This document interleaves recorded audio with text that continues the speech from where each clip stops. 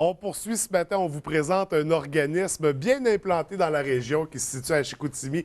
Il s'agit de l'organisme Entreprise Jeunesse et qui organise un encamp qui aura lieu très bientôt. On vous présentera également l'événement et on a la chance de recevoir la directrice générale ce matin, Madame Sonia Lemay. Bienvenue à l'émission. Merci. Écoute, on va débuter tout de suite. L'organisme, les entreprises jeunesse, de quoi il s'agit? Les entreprises jeunesse, en fait, ça fait 29 ans qu'on existe. Oui. Et puis, ce qu'on fait, c'est de l'insertion socio-professionnelle. Mais initialement, quand on a débuté, c'était de la création d'emplois. Parce que c'était dans les années 80, après l'année internationale de la jeunesse, Oui. où les jeunes partaient de la région. Donc, c'est un groupe de jeunes qui s'est dit, bien, nous, on veut rester dans la région, puis on veut créer des entreprises pour se faire de l'expérience, puis faire de la co-gestion d'entreprise. OK. Entre autres, il y avait le gobelet, ça s'appelait comme ça, oui. Le gobelet qui est à l'intérieur, comptoir de crème glacée, entre autres, qui a été là pendant des années.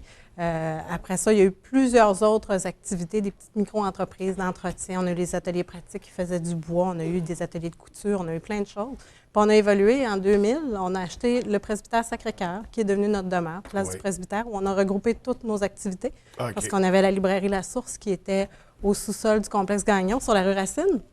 C'était au sous-sol depuis 87. Donc, en 2000, on les a déménagés dans le presbytère. On a ouvert le café du presbytère. Oui. La place du presbytère est à nous. On a maintenant ouvert deux autres entreprises qui s'appellent Production de Lautreuil et puis la Weberie. On a aussi le Fonds d'entraide communautaire et les cercles d'emprunt communautaire qui font du microcrédit.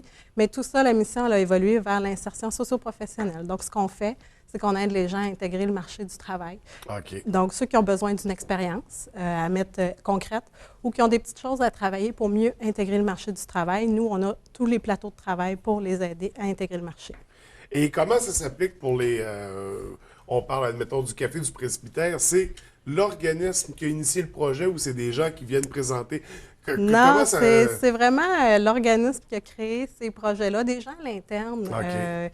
qui ont des idées. Puis en fait, la bâtisse se prêtait à avoir un restaurant. Oui. C'était l'aile des Sœurs à l'arrière qui avait une cuisine.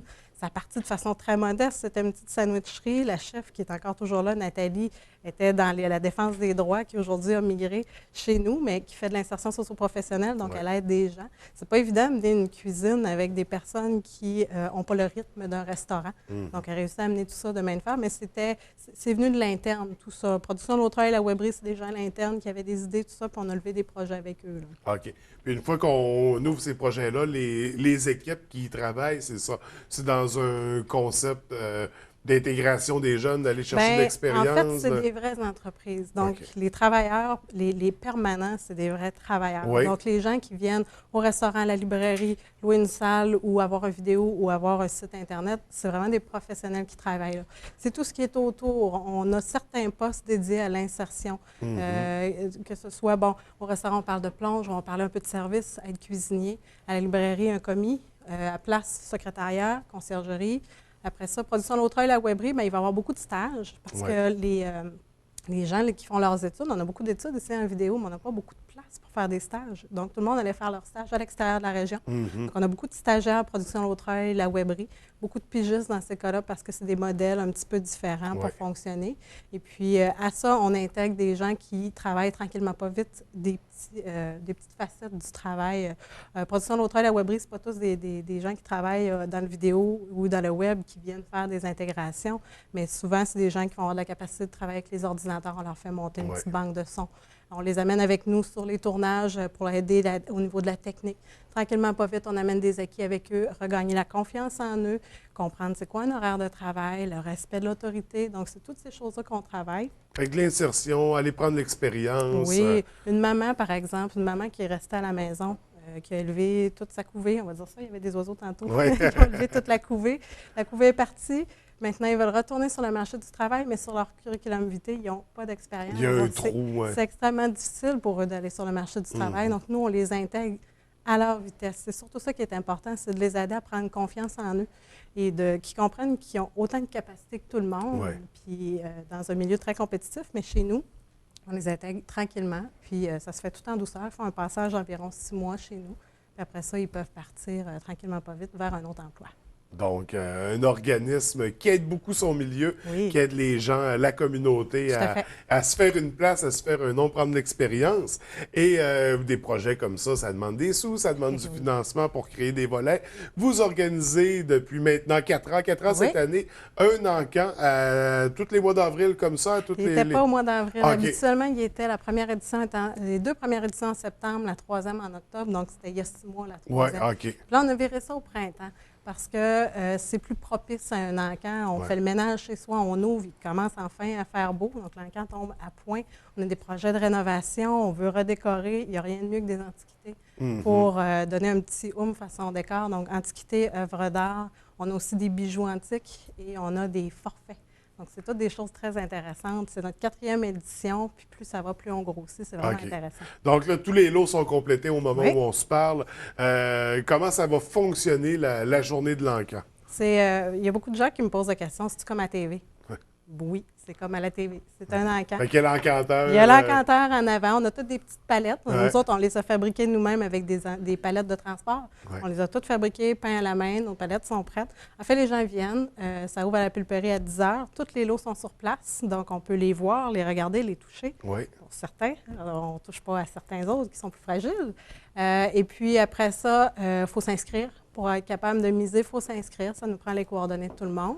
Et ensuite, les enchères débutent à 11 h. Donc, à 11 h, ça part. On a l'ordre des lots est déjà tout prédéterminé. Les gens vont recevoir un catalogue à l'entrée qui décrit les lots, tout ça. Et puis, ça part un en arrière de l'autre. On a 150 lots à passer. Puis, ça va rondement, ça va bien, mais c'est excitant, c'est énervant. Oui, absolument. 150 lots qui viennent d'où exactement? Il y en a une partie qui vient du presbytère. Donc, nous, quand on a acheté le presbytère, il était meublé. Mais tous ces meubles-là, on ne peut pas les utiliser. Puis, tant qu'à les laisser dormir, on va en faire profiter la communauté. C'est quand même c'est pas tous des antiquités. Il y a du vintage, il y a du rétro, il y a de tout là-dedans. Et puis, ça, c'est une partie des meubles. Le reste, ça vient un peu partout au Québec. On a eu des dons aussi de meubles. C'est sûr, on ne ramasse pas les choses qui traînent dans la maison. On ramasse des meubles antiques de qualité. Oui. Donc, c'est assez vaste, notre assortiment, mais on a aussi des très belles œuvres d'art. On parle du Jean-Paul Lapointe, René Gagnon, Léopold Tremblay. Donc, c'est des gros noms qu'on a chez nous et on peut produire ça, on peut se les acheter à des prix d'encan. C'est ça qui est vraiment, vraiment intéressant. Donc, c'est vraiment un encan de grande qualité, là. Oui. C'est pas... On parlait, tu sais, c'est le printemps, les gens vides, mais c'est des belles choses. C'est des belles choses. C'est pas une vente de garage. Non, c'est pas une vente de garage. Par contre, il y a des choses qu'on peut se procurer. On va penser, par exemple, on a des bureaux de travail l'an passé qu'on a sortis à 20, 40 Ouais. Mais c'était des beaux meubles, mais c'était pas la grande, le gros oomph. Mais il y a des choses qu'on va sortir à des prix vraiment complètement ridicule pour le produit, oui. mais c'est la beauté d'un encan aussi. C'est la beauté d'un encan. Puis nous, ce qu'on vise, dans le fond, c'est que les gens fassent une affaire aussi. Ouais. Ils vont acheter en dessous du prix du marché, à moins qu'il y ait un engouement incroyable pour un lot. Ça arrive, il y a des choses qui vont sortir, mais c'est très émotif. Mais le but, c'est que les gens partent avec des meubles, mais à prix d'encan. C'est vraiment intéressant. Pour l'événement, est-ce qu'il y a un nombre de participants maximum? Parce qu'on a préparé des pas palettes. De maximum. Il y a de la place pour bien du monde, inquiétez-vous pas. Il y a de la place pour tout le monde. On vise un bon 150 personnes de présence. Ouais. Il va faire moyennement beau, donc profitez-en pas pour pelleter. Venez chez nous, on va s'amuser, ça va être le fun. Donc, c'était à la pulperie, comme on l'a mentionné. Ça a lieu quand exactement? Ce samedi, donc le 18 avril, à 10 h, on ouvre les portes pour les inscriptions. 11 h, les enchères débutent. Et là, quelqu'un qui veut se préparer, là, qui veut préparer un budget, se faire une idée, est-ce qu'il y a moyen de voir les lots avant la journée même? Oui, tout à fait. On a un site Internet, www.encandesentreprises avec un S, jeunesse, pas de S.info. Il est long, là. Encan, je ne sais pas si on peut voir, là, ce nom-là, encandesentreprises-jeunesse.info. Pas de barre entre les deux. Mais on écrit entreprise jeunesse même, puis on le trouve facilement. C'est le S là, qui est à travers. Mais tapez Encan, là, il commence à monter pas mal des recherches. Encan entreprise jeunesse. Puis il y a deux, j'ai oublié de parler d'une chose, il y a deux sections. Il y a la section meubles où on voit les meubles, les œuvres d'art, les bijoux. Oui. Mais on a une section forfait, puis je tiens à en parler parce qu'il y a des gens de la région qui nous ont donné, que ce soit on a ici l'Auberge des Battures qui nous a donné un certificat cadeau. On a un bijou de Véronique Fortier. On a la fabuleuse Histoire de Royaume, des billets d'orchestre symphonique. On a concocté 5 à 6 forfaits des sportifs du kayak sur le fjord ou du Zodiac. Il y a des partenaires qui sont ajoutés. Il y a des partenaires. Ça fait 4 ans qu'on fait ça. C'est une belle formule. Pour nous, ils nous donnent les choses et nous, on les met à l'enchère, aux enchères. Donc, les gens peuvent se procurer des produits, des services de la région pour une fraction de ce que ça vaut. Ouais, Puis en même temps, nous, ça nous finance parce que c'est des dons qu'on reçoit des organismes autour. Donc, c'est très important. Ces partenaires-là sont essentiels pour nous. Et ça rajoute un élément de plus à l'encan. Oui. Donc, ça vient compléter l'offre, disons. Et est-ce qu'il y a de l'animation au travers de tout ça? Ah non, c'est un encan. C'est, OK, Il y a de la on petite plonge. musique au début, c'est tout. Oui, mais c'est l'animation en Bien, soi. on a une animatrice avec nous. Ouais. Donc, on a une animatrice, on a l'encanteur. Donc, c'est très convivial. Ouais. C'est pas cérémoniel. C'est pas le bon mot, mais c'est pas très strict au sens où on envoie puis ça parle à une vitesse incroyable. C'est pas cette ambiance-là que nous, on a. C'est très convivial, c'est très familial. Il y a plein de gens qui ne sont pas connaisseurs, qui sont là. Puis, ils ont autant de plaisir que ceux qui viennent. C'est ça. C'est pas, quand on dit tu comme à TV, oui, mais c'est pas les professionnels de la TV. On fait ça pour la population, Tout à on rend fait, ça pour accessible. le plaisir. Oui.